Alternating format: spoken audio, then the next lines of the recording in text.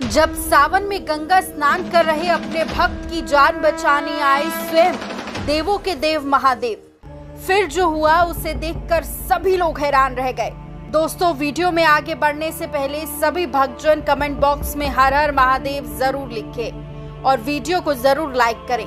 आज हम आपको देवों की भूमि हरिद्वार में हुए महादेव भगवान शिव की चमत्कार की एक ऐसी सच्ची घटना सुनाने जा रहे हैं जिसे देखकर आपको विश्वास हो जाएगा कि यदि भक्ति सच्ची हो तो स्वयं भगवान अपने भक्त की रक्षा करने आते हैं। ऐसा ही हुआ हरियाणा के रहने वाले बलवीर जी के साथ, जिन्होंने हमारे साथ शेयर की है ये सच्ची घटना और बताया कि कैसे स्वयं महादेव ने सावन में मेरी जान बचाई। तो आइए वीडियो शुरू करते हैं। बलवीर जी हर साल सावन के महीने में कांवड़ लेने हरिद्वार जाते हैं। साल 2007 में जब हर साल की तरह बलवीर जी इस साल भी भोलेनाथ की कांवड़ लेने गांव के कुछ लोगों के साथ हरिद्वार गए तो उनके साथ गांव के करीब 20 लोग थे। सभी महादेव की भक्ति में लीन भजन गाते हुए हरिद्वार पहुंचते हैं। शाम के समय जब हरिद्वार में गंगा आरती शुरू होती है तो बलवीर बड़े ही उत्साह से मां गंगा की पूजा करते हैं। जब अगली सुबह बलवीर और उनके गांव के लोग गंगा नदी में स्नान करने पहुंचे तो अचानक से बारिश शुरू हो गई और थोड़ी ही देर में मूसलाधार बारिश होने लगी। नदी का बहाव तेज हो गया, जिसकी वजह से गंगा नदी में स्नान कर रहे सभी लोग किनारे को छोड़ सुरक्षित स्थान पर चले गए। लेकिन बलवीर नदी में महादेव का नाम लेते हुए डुबकी लगा रहे थे। उसके साथ के लोगों ने बलवीर को नदी से बाहर निकलने के लिए बोला, लेकिन बलवीर महादेव की भक्ति में लीन नदी में लगातार डुबकी लगा रहे थे। धीरे धीरे नदी का बहाव भी अधिक हो गया। आसमान में काली घटाएं छाने लगी। बारिश रुकने का नाम नहीं ले रही थी। तभी बलवीर के साथ जो हुआ उसे देखकर आपके भी रोंगटे खड़े हो जाएंगे। अचानक नदी का बहाव इतना तेज हो गया कि बलवीर नदी की लहरों में बह गया। सभी लोग चिल्लाने लगे और कहने लगे, अब इसका बचना मुश्किल है, अब इसे मरने से कोई नहीं बचा सकता। वहां मौजूद सुरक्षा कर्मियों ने बलवीर को बचाने का प्रयास किया, लेकिन नदी का बहाव इतना तेज था कि किसी की भी हिम्मत उतरने की नहीं हुई।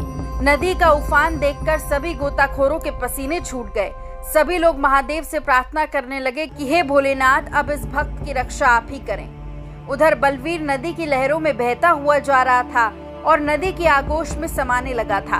अब बलवीर भी समझ चुका था कि अब उसका अंतिम समय निकट आ चुका है।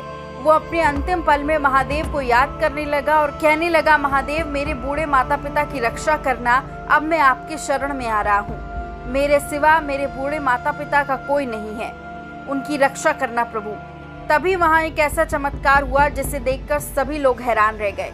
नदी के बीचों बीच एक साधु नदी में स्नान कर रहा था, जिसके हाथ में त्रिशूल था, बड़ी बड़ी जटाएं थी।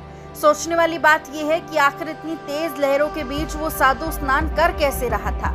ऐसा लग रहा था मानो जैसे खुद माँ गंगा उस साधु को प्रणाम कर रही हो। जिस किसी ने भी ये मंजर अपनी आंखों से देखा वो आज तक भुला नहीं पाया। जब बलवीर नदी की लहरों में डूबता हुआ साधु के पास पहुंचा तो साधु बलवीर को उठाकर नदी के तट पर ले आया। वह साधु बिना कुछ बोले वहां से चला गया। बलवीर उस समय बेहोश था।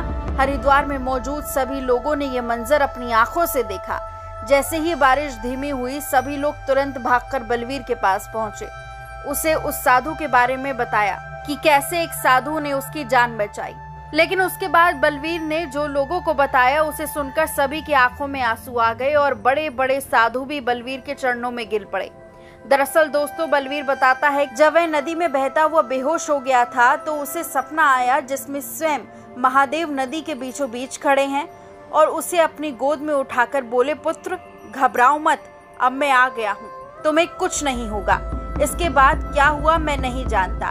तब वहाँ मौजूद एक दिव्य साधु बलवीर से कहता है, बेटा तुम बड़े ही भाग्यशाली हो, तुम्हें स्वयं महादेव ने दर्शन दिए हैं।